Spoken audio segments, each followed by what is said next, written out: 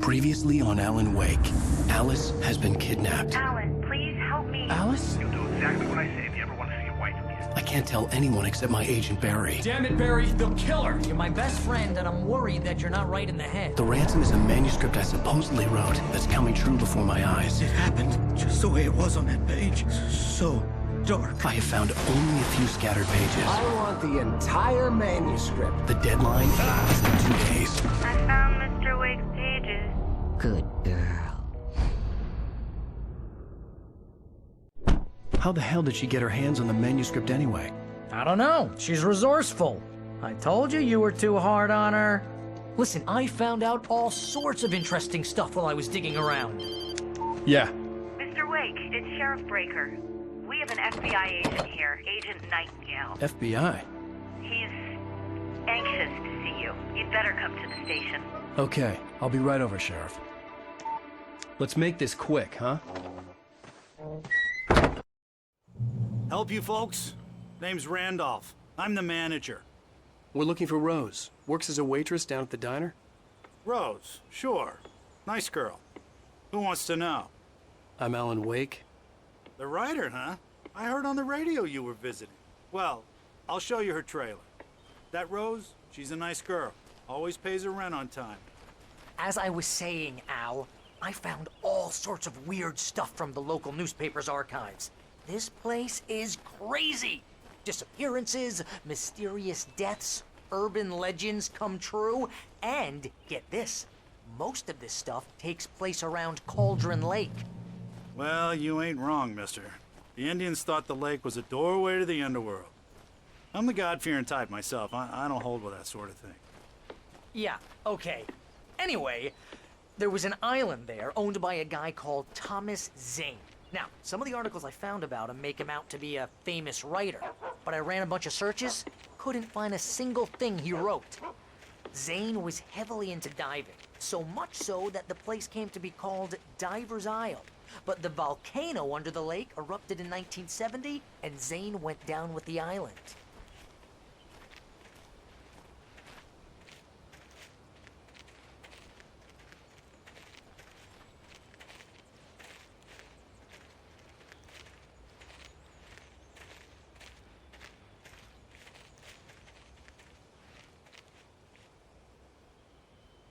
It gets better. A local girl, Barbara Jagger, drowned in Cauldron Lake just a week earlier. They were lovers. Sure, Jagger's a local spook story. The Scratching Hag comes for you in the dark. Childish stuff like that. Anyway, Al, I'm just getting to the best part. All of the articles about this stuff were written by Cynthia Weaver. I asked around, and she's that crazy bag lady you met. What, the lamp lady? She can be a little loopy, but she's not homeless or anything. Yeah, anyway, she knew both Jagger and Zane before they both died, and she had some kind of a breakdown.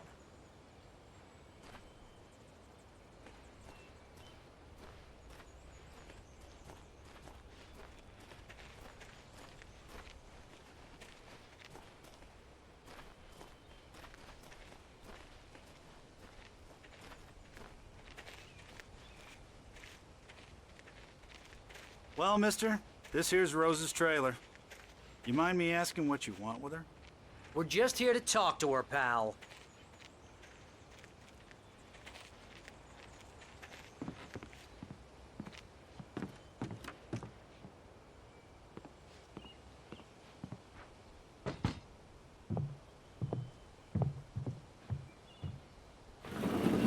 Welcome to... Oh dear, Mr. Wake. I'm so glad you're here. Rose, you have my manuscript? Oh. Oh yes. Yes. Please, come in. Hey, this is really good. Rose, Yes, my manuscript. I really need it. I understand. I know what you need. A muse to inspire you. Oh, for Barry. She doesn't have anything. Yeah, hey, Al? Al, what's... Oh... Barry! What?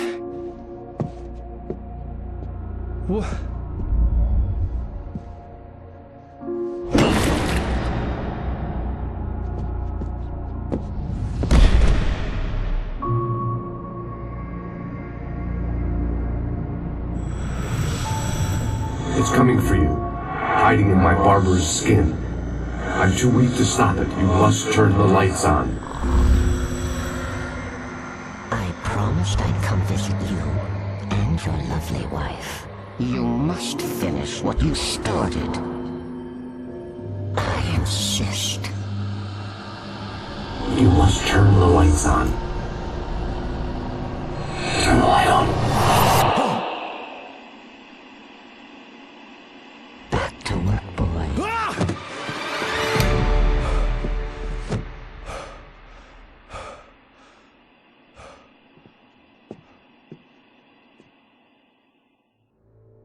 I felt nauseous, hungover. Only anger kept me going. I can't tell reality from dream anymore, but it seems I have an imaginary editor to help me. She's an old woman in a funeral dress. I call her Barbara Jagger. She's very strict. I'm writing faster and faster. My manuscript is being heavily revised. The edits are getting very aggressive, and each day there's less of me and more of her. I hate it, but I know she's right. She promises me I can save Alice this way. She knows more of this than I do. About the complex incantation I'm attempting. About this place. She's worked with another writer under similar circumstances, Thomas Zane. The genre of the story seems to be shifting. It's turning into a horror story. I'm getting close. I can feel it.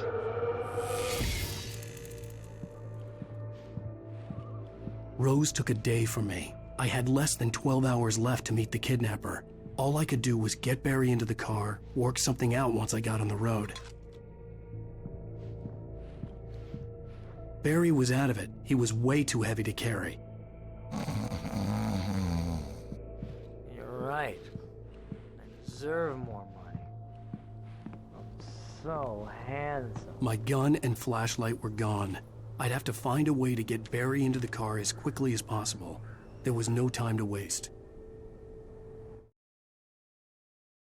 Mr. Randolph liked Rose. That little smile she had. How she was still sweet when life had tried so hard to make her bitter. It wasn't any of his business what she did in her trailer. But those strangers, the writer and his smart-ass sidekick, looked like trouble. And they'd been in there for hours, way past her normal bedtime. He reached for the phone and called the sheriff's station.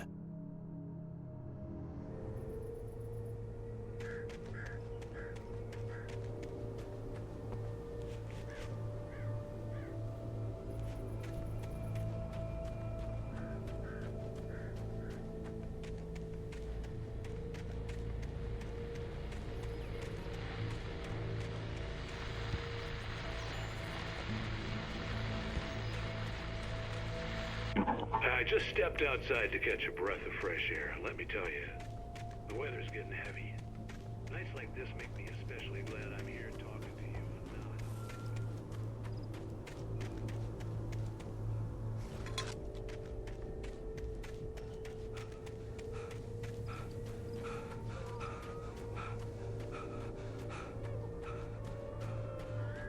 Oh, you're gonna get it now. God knows what you've done to that poor girl. This is Agent Nightingale, FBI! Get him up, Hemingway! You're under arrest! You move a muscle, I'll unload right in your goddamn face! Stay right where you are, Slane!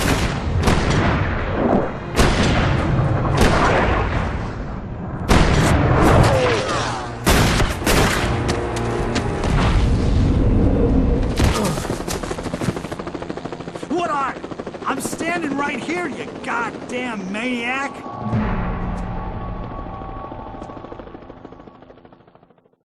I hated to leave Barry behind, but there was no way I'd miss my appointment with the kidnapper. Give it up, Mr. Wake. Come on. Take it easy. Get away! Move it! Move it! Move it!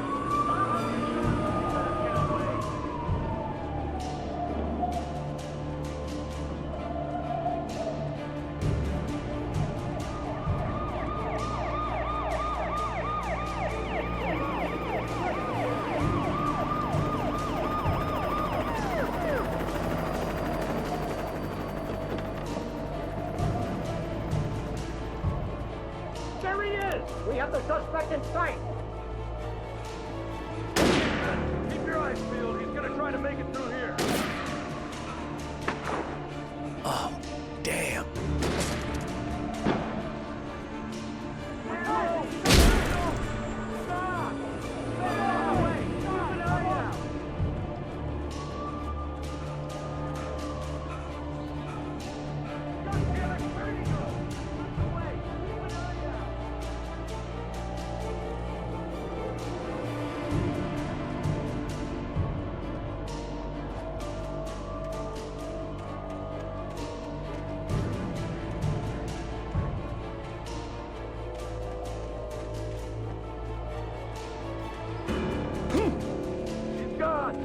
on, guys. We need to head him off.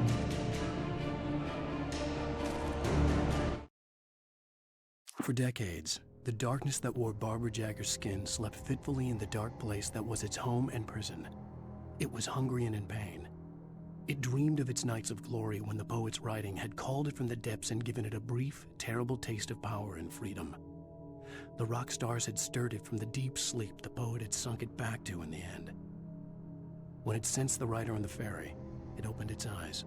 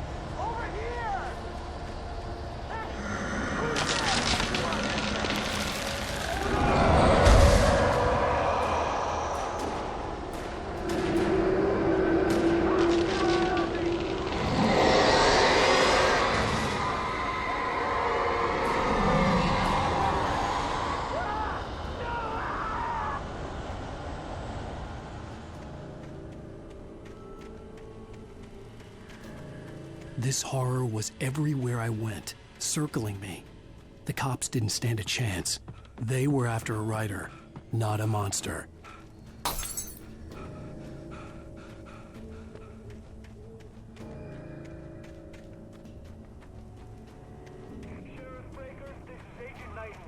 I've lost contact with most of the men you assigned to me. It's Wake's doing. Wait, are you seriously telling me that geek writer just took out my deputies? Are you kidding? I mean, have you seen this guy? He wears a tweed jacket. Over. He's the guy we're chasing. If it's not him, who then? Bigfoot? Over. I don't know yet, but I'm not in the habit of jumping to conclusions. That tends to come back and bite you in the ass. Out.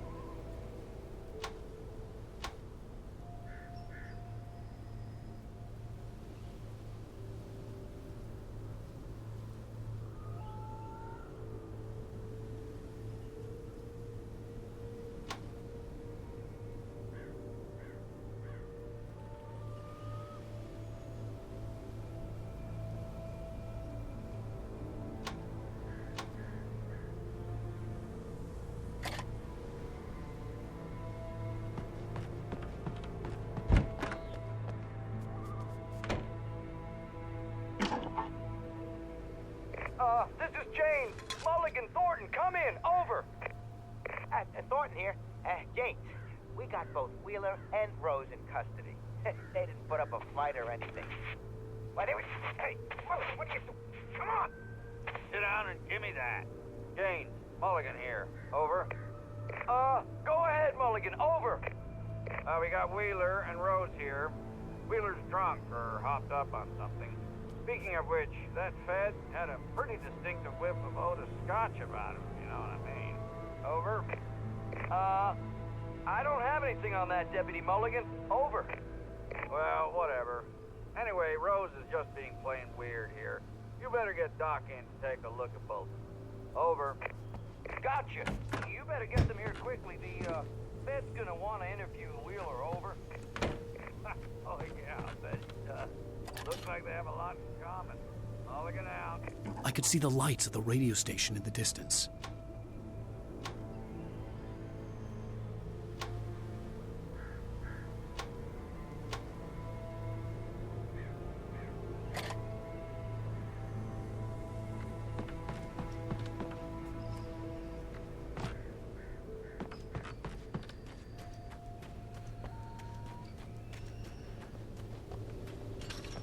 I imagined that the broadcast tower in the distance was part of the local radio station.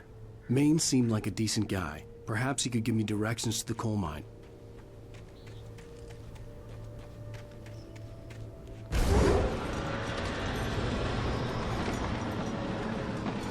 Unnatural shadows clung to the gate. The darkness that was after me was trying to stop me. I wouldn't get through without a light.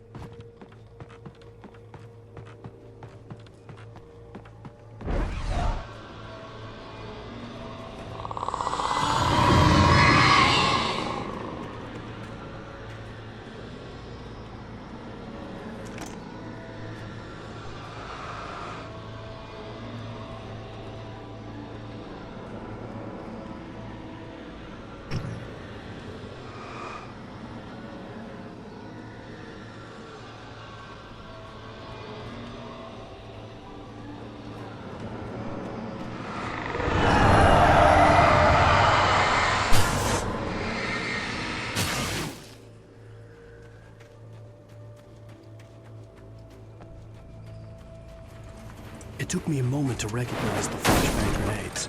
They were an ideal weapon for my situation. Team 1, come in. Over. Team 1, this is Sheriff Breaker. Report. Over. Team 2, come in. I need a report. Over. Come on, guys. Talk to me. Come in, please. Over.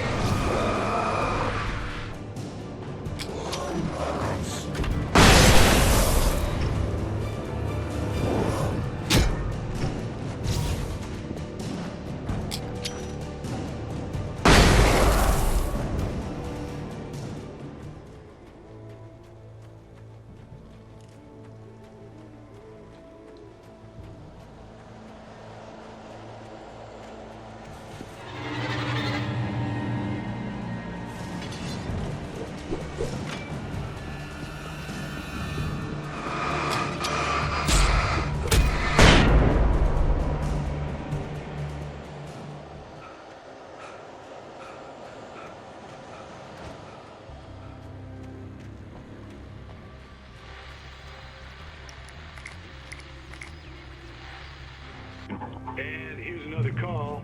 You're on KBF-FM with Pat Maine. It's Milt Peabody, Pat.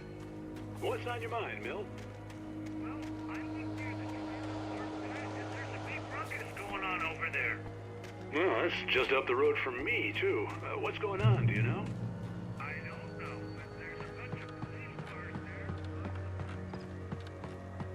You are the resource and the civilian. You are leader arrest.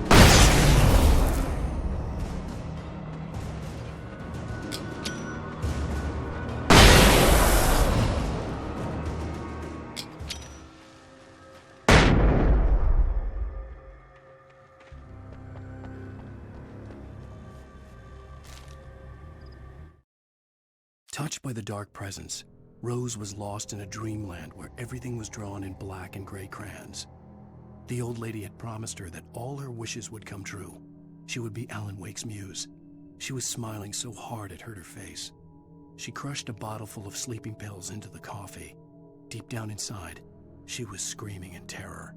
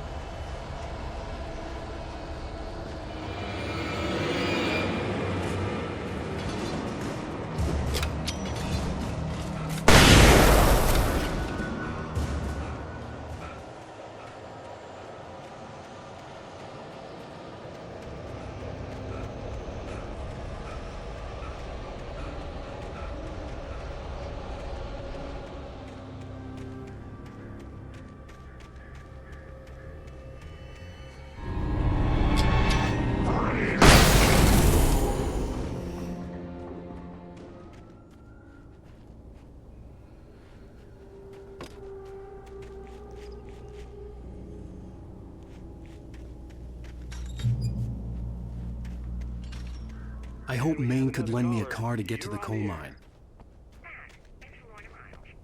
Oh, hello, Lorna. What do you have for us? Well, I just don't see why the cops found it with the trailer park. Of course you're going to have trouble in a place like that. I mean, what do you expect? The sheriff should be helping us normal citizens. I had no idea how to get to the coal mine. Maine would know. And I had a feeling I wouldn't get a chance to ask anyone else anytime soon. I'm sorry, but my granddaddy settled in Bright Falls in 1911. Well, thank you very much for that compassionate viewpoint, Lorna. Oh, here's a little surprise. The famous writer Alan Wake just walked in. Folks, I'm going to see if I can talk him into an interview. Come on in, Mr. Wake. Oh, I'm so glad you could find the time to do this, Mr. Wake. Nowhere to run now, Dan Brown. You back away from me. Don't hurt it. Whoa. Everyone calm down. Put the gun down. We're all friends here, right? Cool your jets, Nightingale. We got him. What the hell's the matter with you? There's a civilian in there.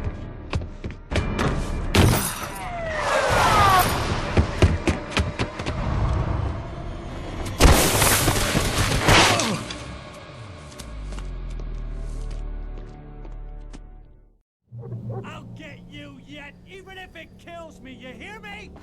You hear me, H.P. Lovecraft?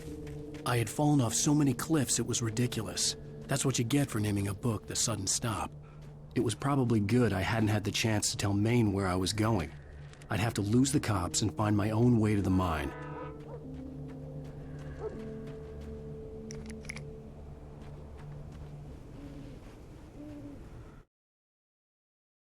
Nightingale stared through the broken studio window into the dark woods. He turned around, started to walk out, but Maine grabbed his arm. "Young man, you almost shot me. You don't shoot off rounds at people like that. What's the matter with you?" Nightingale shook his arm free, marched out. His cheeks burned with rage and humiliation.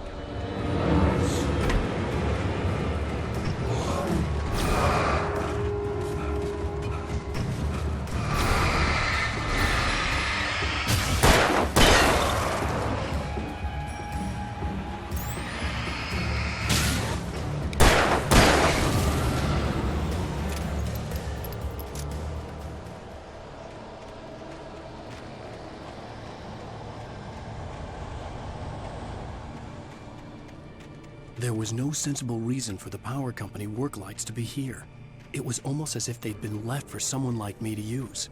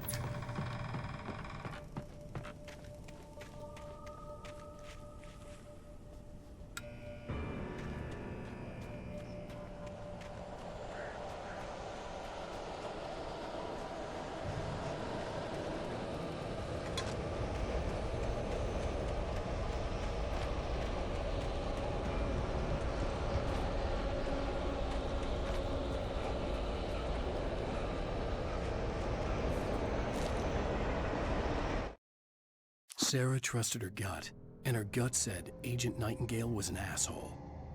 He felt wrong, and it wasn't just the smell of stale booze. It was in the way he flashed his badge, pulled rank, the look in his eyes when he wanted answers. Where was Alan Wake? What was this about an accident? Where was his wife? And most importantly, why did she let Wake go? He wouldn't answer her questions. Federal business was all he'd say.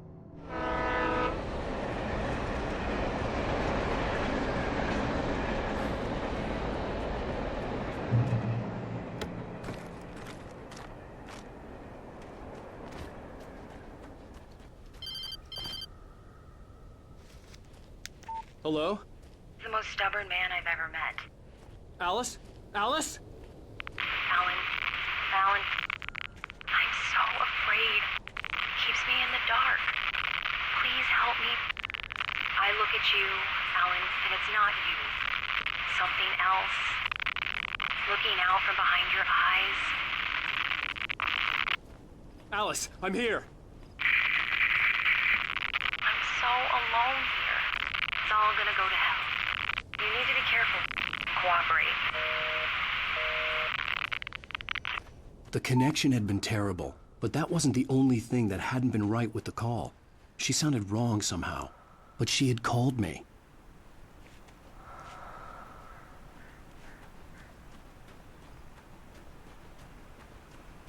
I could see a railway bridge up ahead, and a warehouse of some sort on the opposite shore. I hoped I could find a car from there.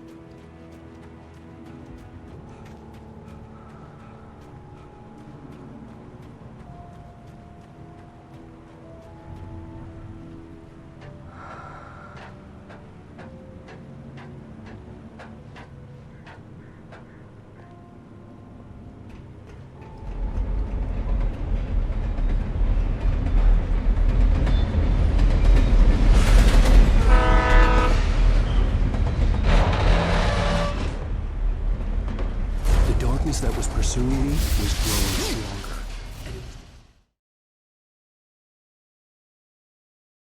Opposite shore. I hoped I could find a car from there.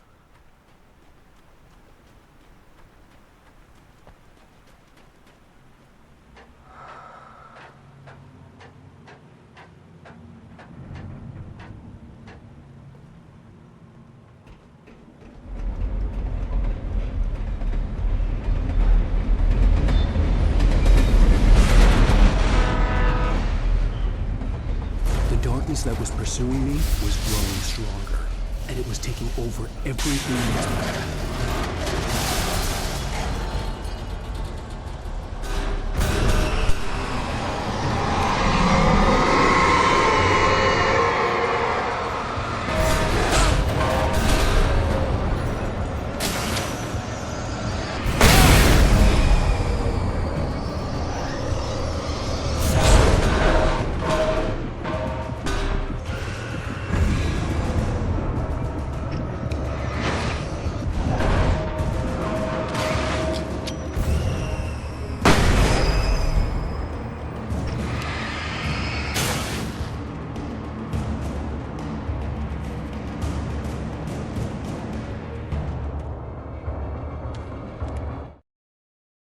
I slammed the door shut right in his smug face. He pleaded for me to open the door. True to form, the asshole actually thought I would obey. I had no sympathy left, no guilt either, not for him. I took a moment to savor the scream. I bet I had a smile on my face. It was all that I had time for. The dark presence was inside the lodge with me.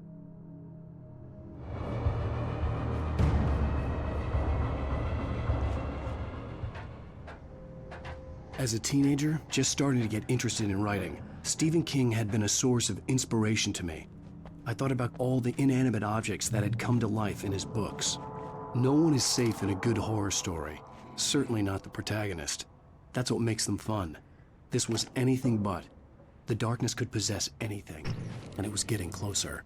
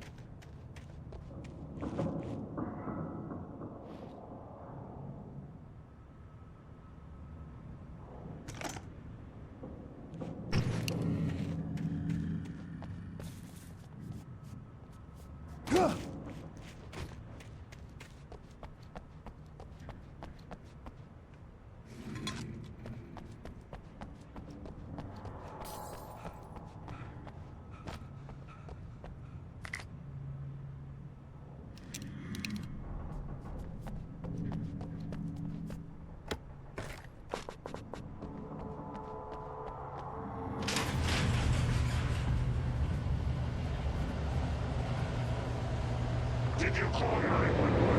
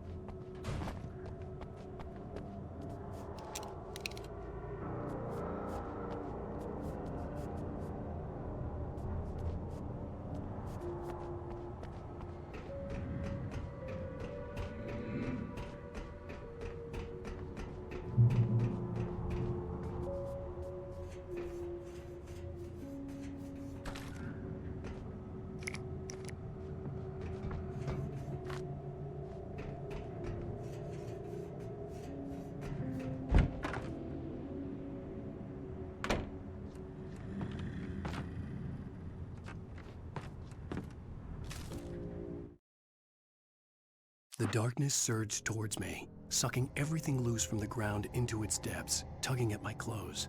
I saw the flare the kidnapper had dropped and threw myself towards it just as I felt my feet leave the ground. The darkness embraced me with the force of a tornado. Somehow I managed to light the flare. The darkness roared and cast me away. I fell toward the dark waters of the lake far below.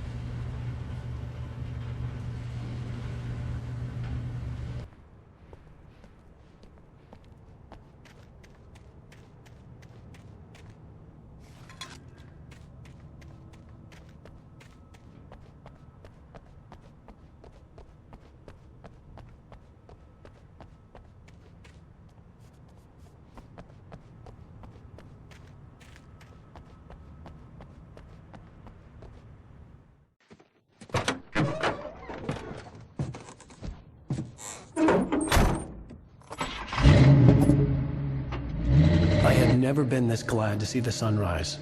I had a couple of hours to get to the coal mine.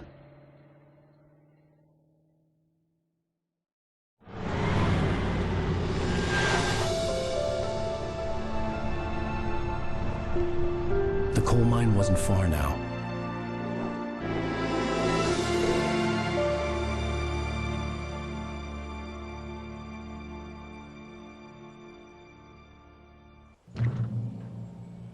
Today, I would meet the kidnapper, and he would give me Alice. I wouldn't give him any other choice. A drowning man will clutch at a straw.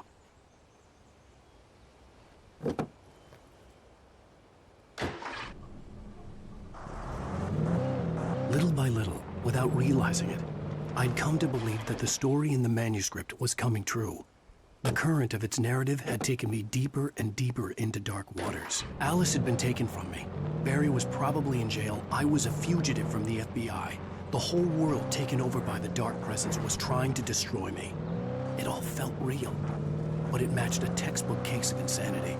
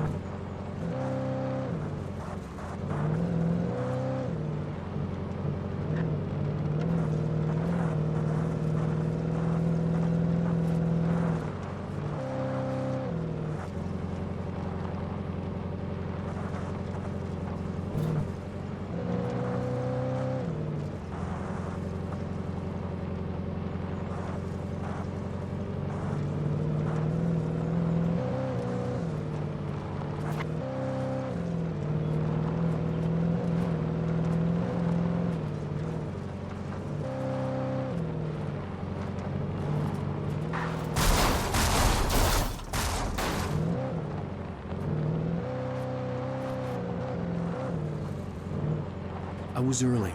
I was supposed to meet the kidnapper at noon in the main building. The coal mine was quiet. It was a museum now.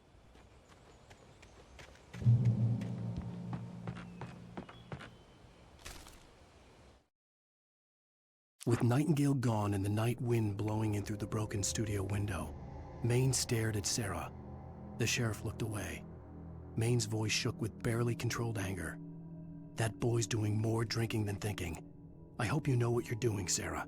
He's got a sickness in his eyes. You take my word for it. He wants Wake for a reason, and it's not for anything good.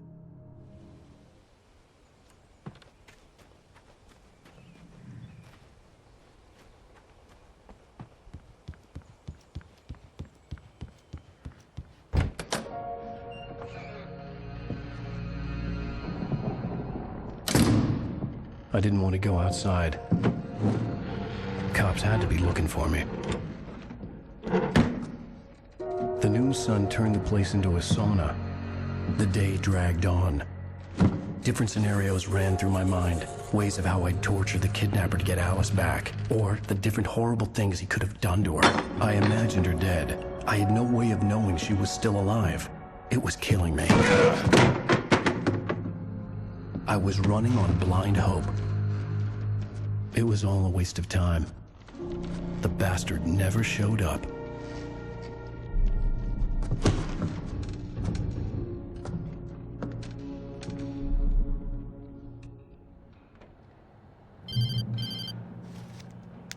Wake! Where the hell are you? Change of plans. You know where Mirror Peak is? It's a big mountain north of where you are. You follow the path from the mine, you can't miss it. There's a lookout point there. I'll be waiting. I'm through being jerked around by you. You want to see your wife alive? Because if you do, you better watch what you say to me. Do we understand each other? I want to talk to Alice. Yeah, and I want the manuscript. Don't keep me waiting, Wake. Hello? Hello! Ah! I'm gonna kill him!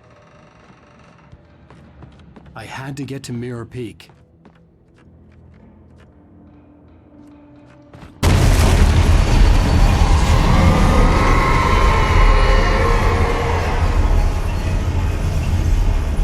It was close, maybe closer than ever before.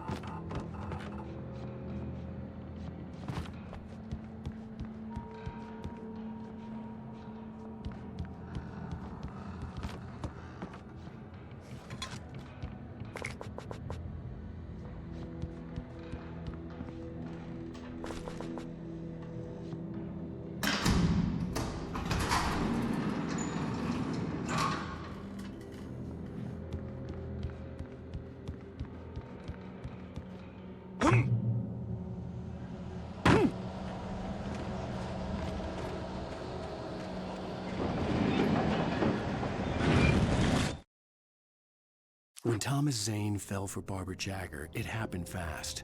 She was young, vibrant, and beautiful, full of life. He had never been a very happy man, and without any seeming effort, she had changed all that. Zane felt good for the first time in his life. Everything she did was another piece of a jigsaw puzzle he hadn't even known he'd been missing. And best of all, she made the words flow, strong and sharp. She was his muse.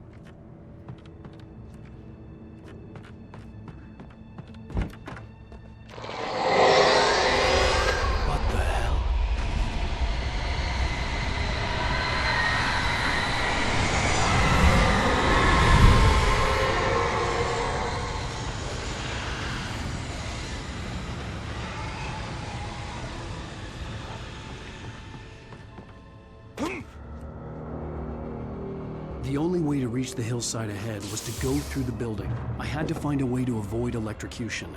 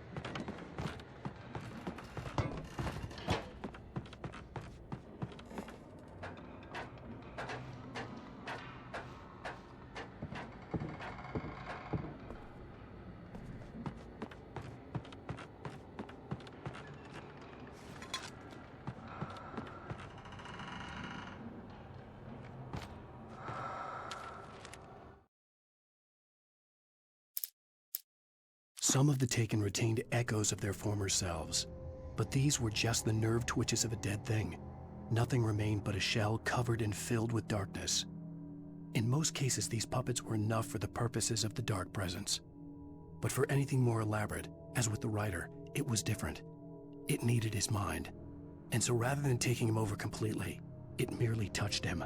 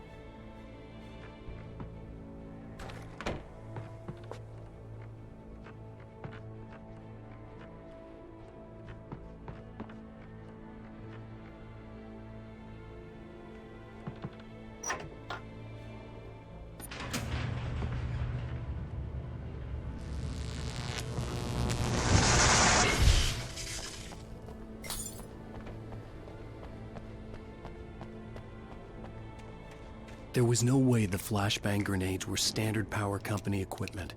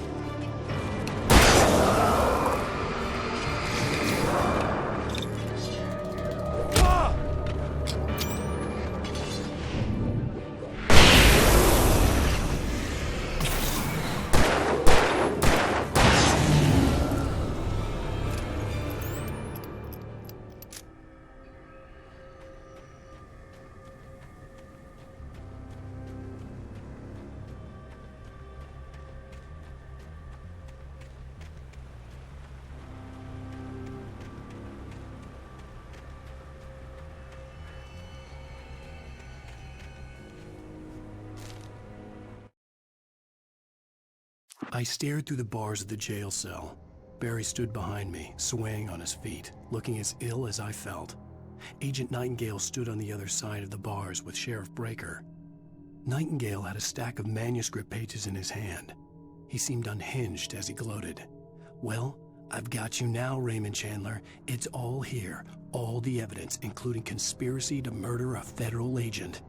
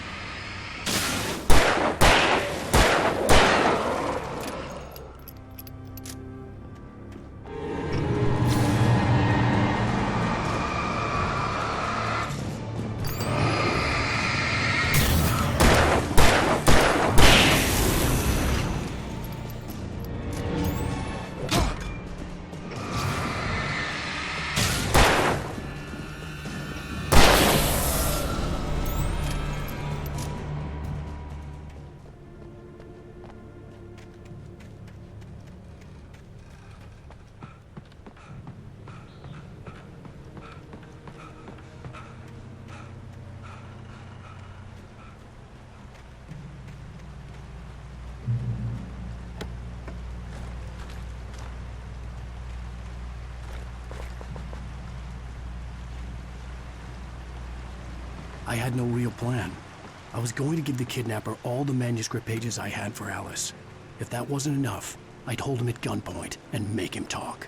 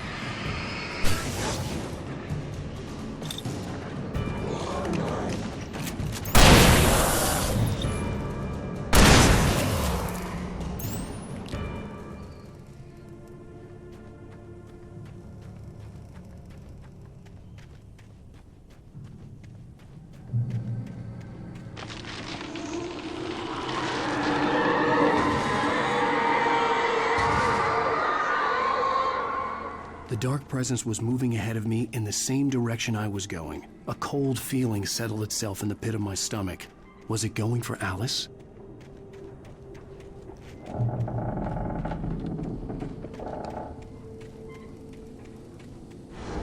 The graveyard shift may cause cancer.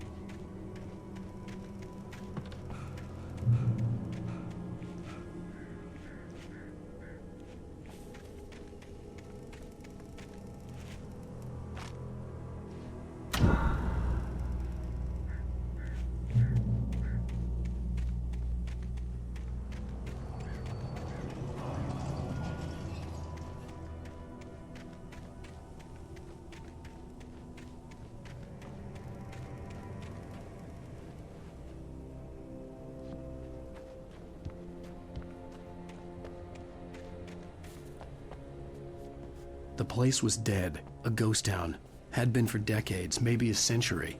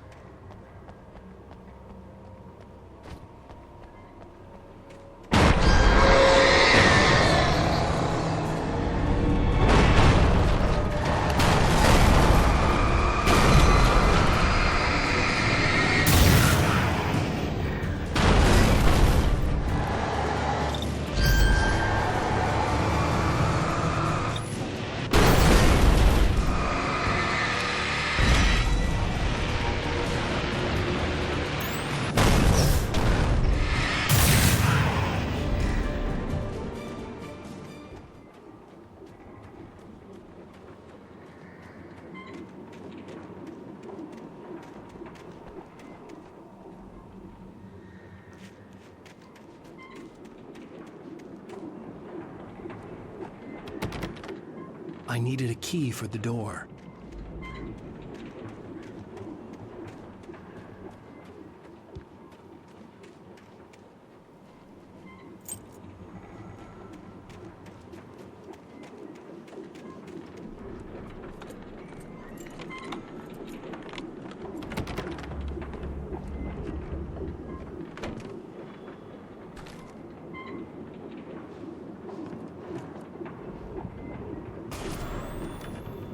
Anything outside of writing is a struggle. I feel ill. I managed to make my way downstairs. There's a shoebox filled with books and papers by Thomas Zane. It's very hard to focus, but I managed to read some of it. He's a poet, and a good one.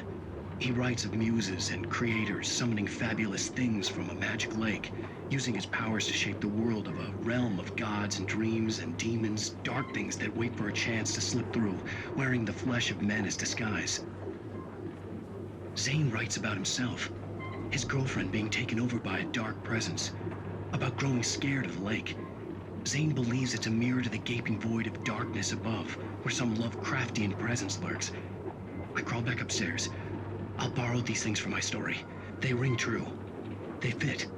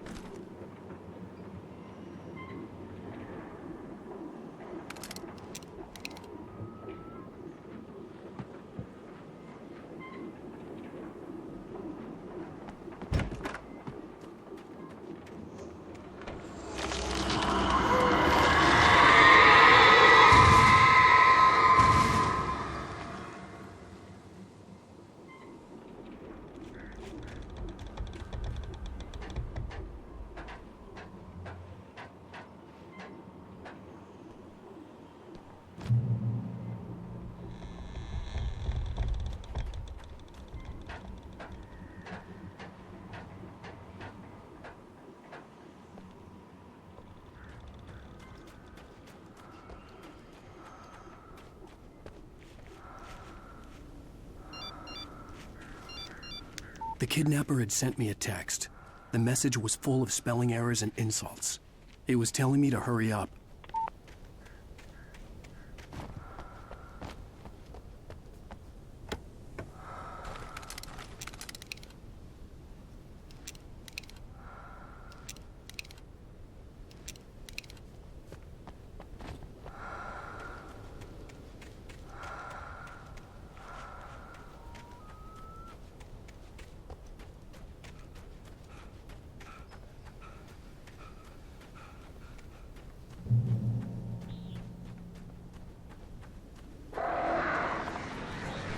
Birds.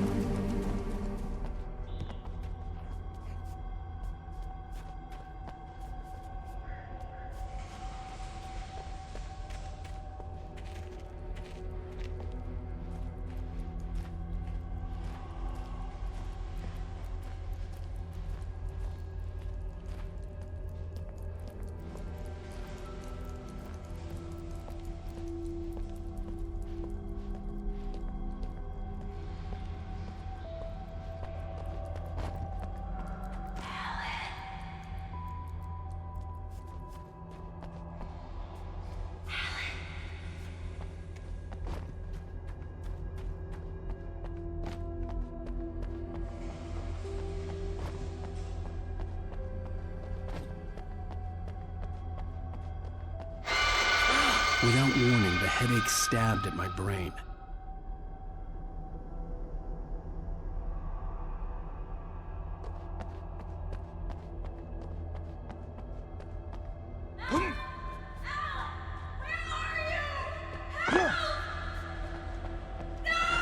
Alice? Alice!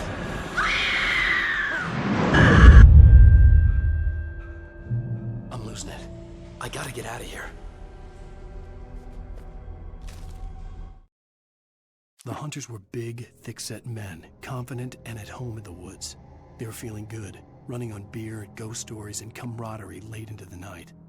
It did them no good, as they were taken by the dark presence, sucked deep into a darkness far worse than any ghost story they ever told or heard.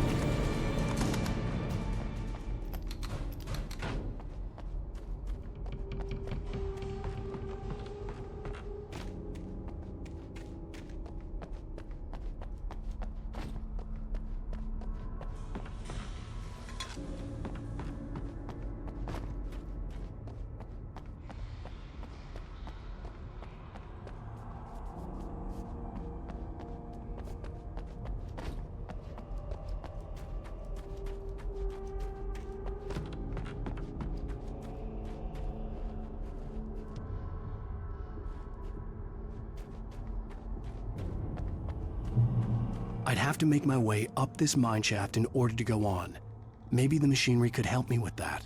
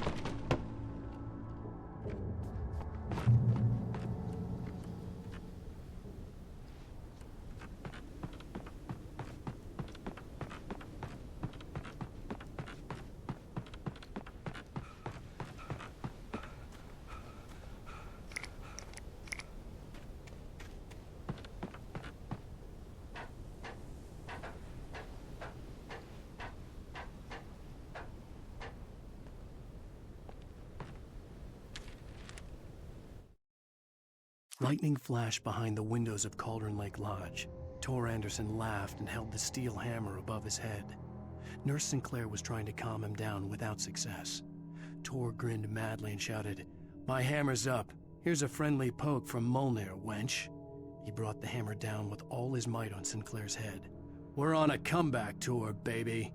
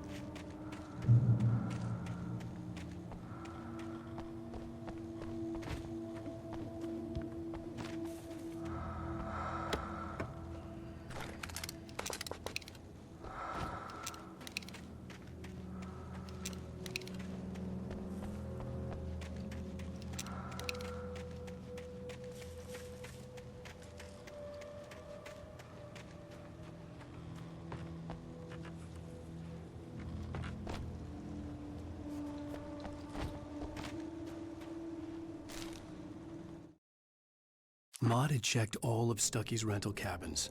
There had been no sign of the Wakes. It was dark when he'd found their car parked at the end of the road by Cauldron Lake. It made no sense. They must have taken a wrong turn, but there was no sign of them, and the car had been there for hours already. Frustrated, Mott stood on the rotten ruin of the footbridge that had once led to Diver's Isle before it sank beneath the waves years ago. The boss wouldn't be happy.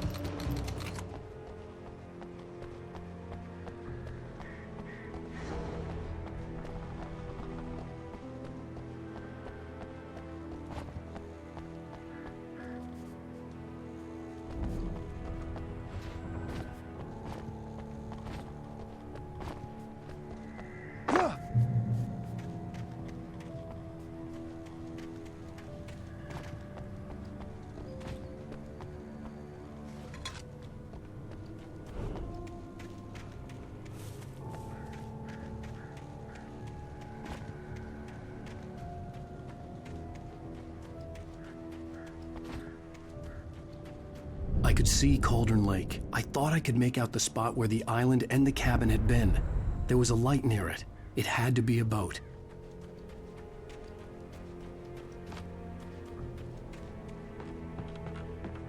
I was close now. I had to get there fast. I dreaded what I would find. I tried to hold on to Alice, but her form melted away. I was losing control. Dr. Hartman stood in her place. I wanted to hit him, but my arms were jelly. He smiled. It was a reassuring smile, and I hated him for it. I had to give you a sedative. Don't fight it. You went through another rough period. Right now, it's very important that you stay calm. We don't want you to have another episode. You're a patient at my clinic. Have been for a while now.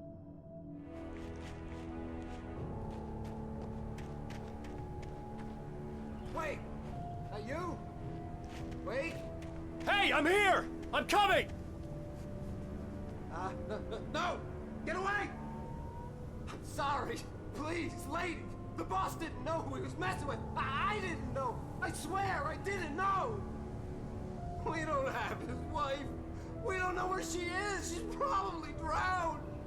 We just said we had her to make him play ball. You see? To get him writing for us. Please. Please. Oh. I'm sorry. Please don't hurt me. Ah! Ah!